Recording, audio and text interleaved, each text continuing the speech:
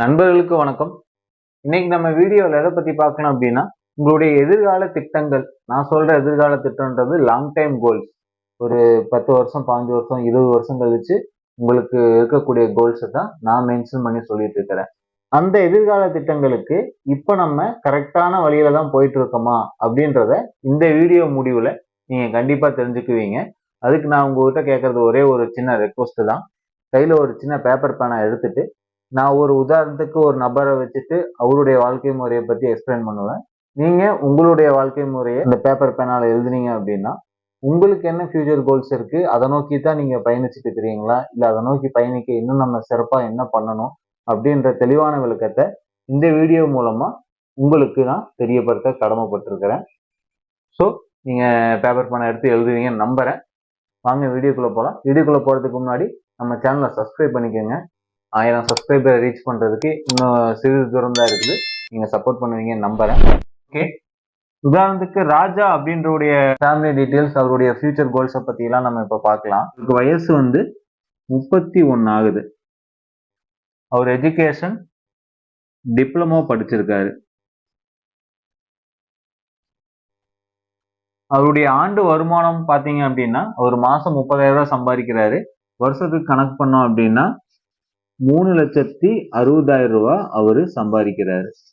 HLV அசோசிய நம்ம பின்னாடி பார்க்கலாம். நம்ம கிட்ட வந்தவர் பேரு ராஜா, ப்ரப்போசர்னு வச்சுக்கலாம். அவருக்கு வயசு 31 ஆகுது. அவங்க மனைவி பேரு சந்தியா. எல்லாமே ஒரு அசம்ஷன்ல தான் நான் பேர் எழுதியிருக்கிறேன். அவங்க மனைவிக்கு வயசு 27. பையனுக்கு இப்பதான் 2 வயசு முடிஞ்சிருக்கு. அவங்க அப்பாவுக்கு வயசு 57, அம்மாவுக்கு 51. ஸோ இதுதான் அவருடைய ஃபேமிலி டீடைல்ஸ். குடும்பத்துல அவர் ஒருத்தர் மட்டும்தான் சம்பாதிக்கிறாரு. 3,60,000 ரூபாய் வருஷத்துக்கு அவர் ஒருத்தர் சம்பாரிச்சுதான் இந்த குடும்பத்தை வழிநடத்தி கொண்டு போகணும். ஸோ இது வரைக்கும் நீங்க எழுதியிருப்பீங்கன்னு நினைக்கிறேன். ஸோ இது வரைக்கும் நீங்க உங்களோட பேரு, உங்களோட ஃபேமிலி மெம்பர்ஸ் பேர் எழுதிக்கங்க, உங்களோட வயசு சைடில் எழுதிக்கங்க, உங்களுடைய ஆண்டு வருமானம் எழுதிக்கங்க. சப்போஸ் உங்க மனைவி இவங்களும் வேலைக்கு போனாங்க அப்படின்னா அவங்களுடைய ஆண்டு வருமானம் எழுதிக்கங்க. அப்பா அம்மா வேலைக்கு போனாங்கன்னா அவங்களுடைய ஆண்டு வருமானமும் எழுதிக்கங்க. இப்போ அவருக்கு என்னென்ன சொத்துகள் இருக்கு அப்படின்னு பார்க்கலாம். அவரு கோல்டு வச்சிருக்காருன்னா, உதாரணத்துக்கு நான் இது எல்லாமே பியூரா ஒரு அசம்ஷன்ல தான் எழுதுறேன். நீங்க ஆக்சுவலா இப்ப உங்ககிட்ட என்ன இருக்கோ, நீங்க என்ன சேர்த்து வச்சிருக்கீங்களோ மட்டும் நீங்க எழுதுங்க. நான் ஒரு அசம்ஷனா எழுதுறேன். அவர் கோல்டு ஒரு 1,00,000 ரூபாய்க்கு வச்சிருக்காரு, நம்ம அசம்ஷன் பண்ணிக்கலாம். அதே மாதிரி FD, RD, ரெண்டல் ப்ராப்பர்ட்டி இல்லைன்னு நம்ம அசம்ஷன் பண்ணிக்கலாம். இந்த கோடு வேற போட்டேன். இந்த டெவலப்மெண்ட் ஆஃபீஸ் அடிக்கடி சொல்லுவாரு, கோடு எதுக்குமே பதில் ஆகாது, அதுக்கு நம்ம பதில் எழுதணும் அப்படின்ட்டு. ரெண்டல் ப்ராப்பர்ட்டி அவருக்கு இல்லைன்னு நம்ம அசம்ஷன் பண்ணிக்கலாம். அவர் கையில ஒரு 50,000 ரூபாய் வச்சிருக்கிறாருன்னு நம்ம முடிவு பண்ணிக்கலாம். அவரு லைஃப் இன்சூரன்ஸ், அது டேர்ம் இன்சூரன்ஸா இருக்கலாம், இல்ல மணி பேக்கா இருக்கலாம், இல்ல என்டோமெண்ட் பிளானா இருக்கலாம், இல்ல ரிட்டையர்மெண்ட் பிளானா இருக்கலாம். ஏதோ ஒரு பிளான் அவருக்கு லைஃப் இன்சூரன்ஸ், அவர் லைஃபை கவர் பண்ற மாதிரி என்ன இன்சூரன்ஸ் இருக்கு அப்படின்றத நீங்க எழுதிக்கங்க. உங்களுக்கு என்ன இருக்கோ அதை எழுதுங்க. இந்த இடத்துல நான் ஒருத்தர்கிட்ட பாலிசி கேன்வாஸ் பண்ண போகும்போது அவங்க சொல்லுவாங்க, இப்போதைக்கு ஒரு 2,00,000 ரூபாய்க்கு மட்டும் பாலிசி போட்டுக்கோங்க, அப்புறம் பின்னாடி பாத்துக்கலாம் அப்படின்னு சொல்லுவாங்க. அந்த 2,00,000 ரூபாய் இன்சூரன்ஸ் அவங்களுக்கு பத்தாதுன்னு நான் புரிய வச்சாலும் இப்போதைக்கு போதும் அப்படின்னு சொல்லுவாங்க. ஸோ இது ஏன் உங்களுக்கு பத்தாது, உங்களோட உண்மையான வேல்யூ என்ன அப்படின்றத நான் அடுத்து சொல்றேன். உதாரணத்துக்கு இவர் ஒரு 2,00,000 ரூபாய்க்கு பாலிசி வச்சிருக்கிறாருன்னு நம்ம அசம்ஷன் பண்ணிக்கலாம். இந்த சைட்ல இருக்கிறது எல்லாமே நம்மளுடைய பொறுப்புகள். அவுட்ஸ்டாண்டிங் லோன்ஸ், இப்ப உங்களுக்கு எவ்வளவு கடன் இருக்கு அதை நீங்க கரெக்டா எழுதிக்கங்க. ஏன்னா இந்த பேப்பர் நீங்க வேற யார்கிட்டையும் கொடுக்க போறது இல்லை. இந்த பேப்பர் நீங்க தான் வச்சுக்க போறீங்க. ஸோ உங்களுக்கு நீங்க உண்மையா இருந்து நீங்க இப்ப உங்ககிட்ட எவ்வளவு கடன்ல இருக்கிறீங்க, அது நீங்க செக்யூர் லோனா இருக்கலாம், அன்செக்யூர் லோனா இருக்கலாம், ஏதோ ஒரு லோனா இருக்கலாம், அது எவ்வளவு கடன் இப்போதைக்கு உங்களுக்கு இருக்கு அப்படின்றத நீங்க எழுதுங்க. நான் உதாரணத்துக்கு ஒரு 5 லட்சம்னு அசம்ஷன் பண்ணி நான் எழுதுறேன்.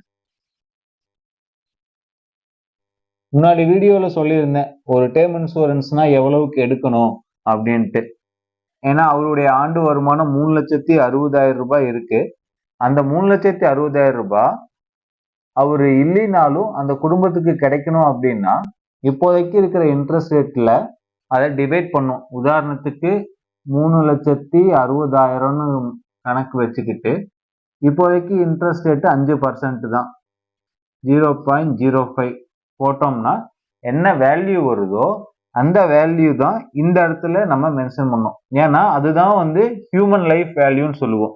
அந்த ஹியூமன், அதாவது ராஜாவுடைய value at present 3,60,000 divide by 0.05, அதுதான் human life value.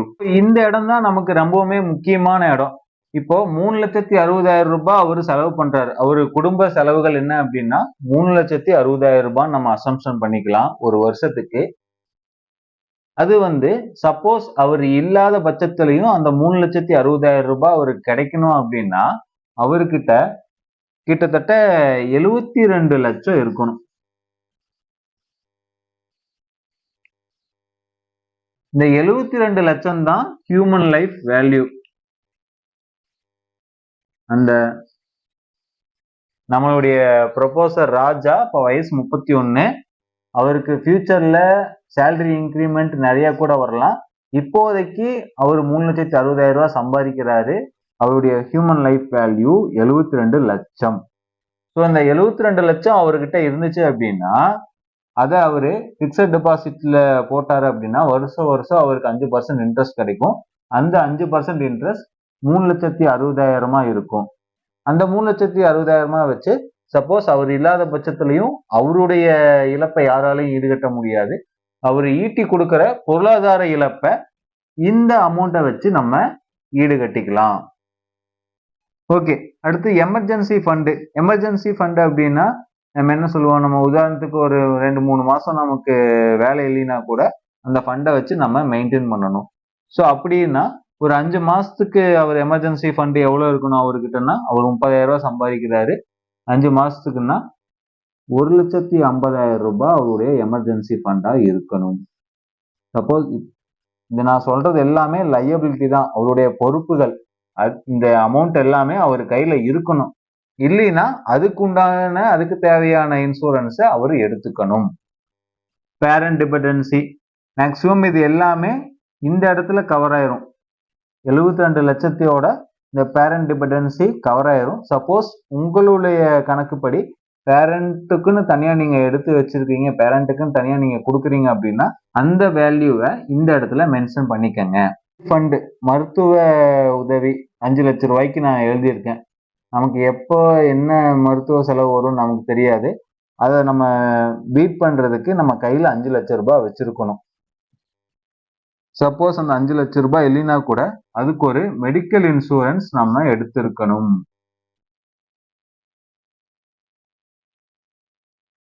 Medical insurance நீங்க எடுத்திருந்தீங்கன்னா பெட்டர். இல்லாத பட்சத்துல உங்களுக்கு 5 லட்சம் ரூபாய் குறைஞ்சபட்சம், நான் சொல்றது ரொம்பவுமே குறைஞ்சபட்சம் 5 லட்சம் ரூபாய் அந்த மருத்துவ செலவுக்காக நம்ம தனியாக எழுதிக்கணும்.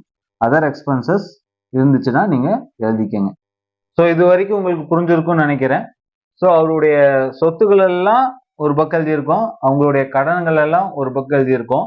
இந்த ரெண்டையும் டிஃபரன்சியேட் பண்ணி பார்த்தோம் அப்படின்னா கிடைக்கிற வேல்யூவுக்கு அவரு உடனடியா ஒரு டேர்ம் இன்சூரன்ஸ் எடுத்தாகணும். என்ன வேல்யூன்னு பாருங்க. அவருடைய சொத்து மதிப்பு இப்போதைக்கு 3.5 லட்சம் தான் அவர் கையில இருக்கு. ஆனா அவருடைய பொறுப்புகள்னு பாத்தீங்க அப்படின்னா கிட்டத்தட்ட 83 லட்சம் ரூபாய் அவருக்கு தேவை. இப்போதைக்கு அவருக்கு 83 லட்சம் தேவை. ஆனா அவர் 3.5 லட்சம் தான் கையில வச்சிருக்காரு. நாளைக்கே கூட அவருக்கு எதிர்பாராத விதமா ஏதோ ஒண்ணு ஆகுது அப்படின்னா அந்த குடும்பம் 83 லட்சம் ரூபாய் கடன்ல சிக்கிக்கும். சோ அதை அவர் பீட் பண்றதுக்காக இப்போ டிஃபரன்ஷியேட் என்ன வருதுன்னு பார்த்தோம், கிட்டத்தட்ட 79,50,000. ஸோ அவருடைய அசட்டுகள் எல்லாம் கூட்டியிருக்கோம் 3.5 லட்சம், அவருடைய கடன்கள் எல்லாம் கூட்டியிருக்கோம் 83 லட்சம். அதை ரெண்டையும் டிஃபரன்ஷியேட் பண்ணி பார்த்தோம்னா அவரு -79.5 லட்சத்துல இருக்காரு. சப்போஸ் எதிர்பாராத விதமா நாளைக்கே கூட அவருக்கு ஏதோ ஒன்று ஆகுது அப்படின்னா அவருடைய குடும்பம் கிட்டத்தட்ட 80 லட்சம் ரூபாய் கடன்ல சிக்கிக்கும். 80 லட்ச ரூபாய் கடனை ஒரு குடும்பம் அடைக்கணும். அவர் மட்டும்தான் சம்பாதிக்கிறாரு. மிச்சம் இருக்கிறவங்க எல்லாம் சம்பாதிக்கல. உங்க பையனுக்கு 2 வயசு தான் ஆகுது. ஒன்னா உங்க மனைவி தான் வேலைக்கு போகணும். அது இல்லைன்னா வயசான காலத்துல உங்க அப்பாவும் அம்மாவும் வேலைக்கு போற சூழ்நிலையில அவரு கொண்டு போய் தள்ளிடுவாரு. ஸோ அவரு நார்மலா இருக்கும்போது உங்க மனைவியோ இல்ல அவங்க அப்பா அம்மாவோ அவருக்கு சப்போர்ட் பண்றதுக்காக வேலைக்கு போறன்ற சூழ்நிலை வேற. அவர் இல்ல, அந்த கடனை நம்ம அடைக்கணும். அந்த கடனுக்காக அவங்க அப்பா அம்மா அவங்க மனைவி அவங்கெல்லாம் வேலைக்கு போகக்கூடிய சூழ்நிலை ரொம்பவுமே மோசமான சூழ்நிலை. ஸோ அவர் உடனடியா 80 லட்சம் ரூபாய்க்கு டேர்ம் இன்சூரன்ஸ் எடுத்தாக வேண்டும். இப்போ இந்த வேல்யூ உங்களுக்கு எவ்வளவு வந்திருக்குதுன்னு நீங்க செக் பண்ணி பார்த்துக்கோங்க. அந்த மதிப்புக்காக நீங்க கட்டாயம் ஒரு டேர்ம் இன்சூரன்ஸ் கண்டிப்பா எடுத்தே ஆகணும். 80 லட்சம் ரூபாய் இன்சூரன்ஸுக்கு நீங்க எல்ஐசியில எவ்வளவு பிரீமியம் கட்டணும்னு ஒரு சஜஷன் என்கிட்ட கேட்டீங்க அப்படின்னா நான் உங்களுக்கு சஜஷன் பண்றேன். வேற இன்சூரன்ஸ் கம்பெனிக்கும் எல்ஐசியில இன்சூரன்ஸ் கம்பெனிக்கும் நீங்க எடுத்துக்கிட்டீங்கன்னா என்ன வித்தியாசம்ன்றதையும் நான் உங்களுக்கு எக்ஸ்பிளைன் பண்றேன். அதுக்கப்புறம் நீங்க இது என்ன வேல்யூ உங்களுக்கு வருதுன்னு பார்த்துட்டு அந்த வேல்யூக்கு நீங்க ஒரு டேர்ம் இன்சூரன்ஸ் எடுத்துக்கங்க. அது நமக்கு ரொம்பவுமே பயனுள்ளதா இருக்கும். சரி, ஓகே. இப்போ இது வரைக்கும் உங்களுக்கு புரிஞ்சிருக்கும்னு நினைக்கிறேன். நம்ம ப்ரப்போசர் பேரு ராஜா. அவருக்கு வயசு 31, டிப்ளமோ படிச்சிருக்காரு. ஆண்டு வருமானம் 3,60,000. அவருடைய ஹியூமன் லைஃப் வேல்யூ 72 லட்சமா இப்போதைக்கு இருக்கு. அவங்க குடும்ப உறுப்பினர்கள் பேரு அவங்க வயசு நம்ம பார்த்துருக்கோம். அவருடைய சொத்து மதிப்பு பார்த்துருக்கோம். அவருடைய கடன் மதிப்பு பார்த்துருக்கோம். அவர் சொத்து இப்போதை அட் ப்ரெசன்ட் அவருக்கு சொத்து ரொம்பவுமே கம்மியா இருக்கு. அவருடைய கடன் ரொம்பவுமே ஜாஸ்தியா இருக்கு. ஸோ அதை அவர் பீட் பண்றதுக்கு ஒரு டேர்ம் இன்சூரன்ஸ் எடுக்கணும்னு இது வரைக்கும் நம்ம பேசியிருக்கோம். இது வரைக்கும் புரிஞ்சிருக்கும்னு நினைக்கிறேன். இது வரைக்கும் உங்களுக்கு புரியல அப்படின்னா நீங்க மறுபடியும் ரீவைண்ட் பண்ணி ஒரு டைம் கேட்டு பாருங்க. உங்களுடைய பேப்பர்ஸையும் ஒரு டைம் செக் பண்ணி பார்த்துக்கோங்க. அடுத்த ஸ்லைட்ல அவருடைய ரிட்டையர்மெண்ட், அவருடைய மனைவியோட ரிட்டையர்மெண்ட், அவர் பையனுடைய படிப்பு செலவு, ஒரு பையனுடைய கல்யாண செலவு, ஒரு பையனுடைய எதிர்கால செலவுக்காக அவர் என்ன பிளான் பண்ணியிருக்காரு அப்படின்றத நம்ம பார்க்கலாம். நீங்க என்ன பிளான் பண்றதையும் பார்க்கலாம். ஸோ இந்த பேப்பரை நீங்க தனியா வச்சுக்கோங்க, அதுக்கு இன்னொரு பேப்பர் எடுத்து வச்சுக்கோங்க. ஸோ ஃபைனலா ரெண்டையும் கம்பைன் பண்ணி பாருங்க. நீங்க உங்களுடைய கனவுல முன்னாடி போயிட்டு இருந்தீங்கன்னா மச் பெட்டர். இன்னும் நீங்க உங்க கனவுல போறதுக்கு ரொம்ப தூரம் இருந்துச்சுன்னா உடனடியாக அந்த நம்பருக்கு கால் பண்ணுங்க. நான் உங்களுக்கு கைடன்ஸ் பண்றேன். ஓகே, அடுத்த சார்ட்டுக்கு வந்துட்டோம். ஸோ இப்போ நான் ஒரு உதாரணத்துக்கு 6 கோல் எடுத்திருக்கேன். உங்களுக்கு எத்தனை கோல் வேணா இருக்கலாம். நல்லா புரிஞ்சுக்கோங்க. நான் சொல்றது லாங் டேர்ம் கோல். கண்டிப்பா உங்க வாழ்க்கையில இதை இல்லாம இருக்கவே முடியாது, இது கண்டிப்பா செஞ்சே ஆகணும் அப்படின்ற கோல்ஸ் தான் நான் சொல்ல போறேன்.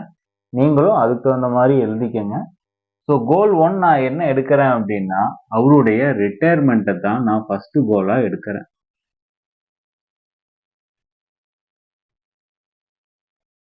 எல்லாரும் என்ன சொல்லுவாங்கன்னா குழந்தைங்களுடைய படிப்பும் கல்யாணமும் தான் ஃபர்ஸ்ட் கோல், ஏன்னா அதுதான் முன்னாடி வரப்போகுது அப்படின்னு சொல்லுவாங்க. அப்படி கிடையாதுங்க. அவருடைய ரிட்டையர்மெண்ட் தான் அவருக்கு ஃபர்ஸ்ட் கோலா இருக்கணும். உங்களுக்கும் அதுதான் ஃபர்ஸ்ட் கோலா இருக்கணும். இன் மை ஒப்பீனியன், உங்களுக்கு நீங்க உங்க குழந்தைகளோட எதிர்காலம் தான் சிறந்தது அப்படின்னு நினைச்சீங்கன்னா அவங்கள கூட நீங்க ஃபர்ஸ்ட் கோலா போட்டுக்கலாம். அது உங்களுடைய விருப்பம். நான் ஏன் சொல்றேன் அப்படின்னா இப்போ இருக்க குடும்ப முறையில ஃபியூச்சர்ல எல்லாருமே செப்பரேட் ஃபேமிலியா தான் இருக்க போறோம். ஸோ அதை பிளான் பண்ணிக்கோங்க. சப்போஸ் நான் எல்லாத்துக்கும் இது அப்ளிகபிள் ஆகாது. ஒருவேளை அந்த ஒரு சிலர்ல நம்ம இருந்துடக்கூடாது அப்படின்றதுக்காக ஒரு ப்ரிகாஷனாக தான் உங்களுடைய ரிட்டையர்மெண்ட்டை நான் பிளான் பண்ண சொல்றேன். உங்களுடைய மனைவியோட ரிட்டையர்மெண்ட்டை பிளான் பண்றதும் உங்களுடைய கடமை தான். இப்போ அவருக்கு 31 வயசு ஆச்சுன்னு சொன்னோம். உங்க மனைவிக்கு 27 வயசு ஆச்சுன்னு சொல்லியிருந்தோம். அவருடைய பையனுக்கு இப்பதான் 2 வயசு ஆயிருக்குன்னு சொல்லியிருந்தோம். ஸோ அவருடைய ரிட்டையர்மெண்ட்டுக்கு இன்னும் எத்தனை வருஷம் இருக்கு? அவரு உதாரணத்துக்கு ஒரு 60 வயசுக்கு அப்புறம் ரிட்டையர்மெண்ட் ஆகிறாரு அப்படின்னா கிட்டத்தட்ட 29 வருஷம் அவருடைய ரிட்டையர்மெண்ட்டுக்கு இருக்கு. ஆப்வியஸ்லி அவர் ரிட்டையர்மெண்ட் ஆகும்போது அவங்க மனைவி ஹவுஸ் ஒய்ஃப் தான். அவங்களுக்கும் 29 வருஷம் தான் அந்த ரிட்டையர்மெண்ட் லைஃப்க்கு இருக்கு. அடுத்து அவங்க பையனுக்கு இப்போ 2 வயசு ஆகுது. அவர் பையனுடைய மேல் படிப்பு செலவுக்கு அப்படின்னு நம்ம எடுத்து வச்சுக்குவோம். எஜுகேஷன் நம்ம போட்டோம் அப்படின்னா, உதாரணத்துக்கு 18 வயசுல அவர் மேல் படிப்பு படிக்க வேண்டியது வரும். இப்போ அவருக்கு 2 வயசு, ஒரு 16 வருஷம் அவர் எஜுகேஷனுக்கு டைம் இருக்கு. அடுத்து மேரேஜ்னு வச்சுக்கலாம்.